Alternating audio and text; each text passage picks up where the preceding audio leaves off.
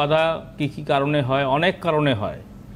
যেমন লগ্নে শনি, লগ্নে কেতু, লগ্নে রাহু, লগ্নে মঙ্গল যদি থাকবে কর্মে বাধা হবে। লগ্নে রাহু, লগ্নে কেতু, লগ্নে মঙ্গল, লগ্নে শনি যদি থাকবে লগ্নে, তাহলে কিন্তু বাধা হবে। সেকেন্ড হচ্ছে, যদি দ্বাদশপতি লগ্নে বা লগ্নপতি দ্বাদশে অবস্থান করে, সেখানে কর্মে বাধা হবে। আবার দশমপতি যদি অষ্টম স্থানে অবস্থান করে, সেখানে যদি পাপগ্রহ দোষে দুষ্ট হয়, তাহলে কিন্তু আপনার কর্মে বাধা হবে, কর্মে আশানুরূপ ফল পাবেন না, এবং অর্থ, সেভিংস, ব্যাংক ব্যালেন্স আপনি কিছুই করতে পারবেন না জীবনে।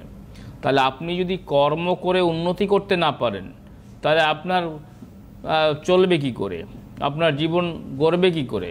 সুতরাং সেই জায়গাগুলিকে রেকটিফিকেশন করা দরকার, এবং রেকটিফিকেশন করে একজন অভিজ্ঞ মানুষের পরামর্শে আপনার কিন্তু সেইগুলি প্রতিবিধানের মধ্যে আপনাকে জীবন গড়ে ওঠানো সম্ভব।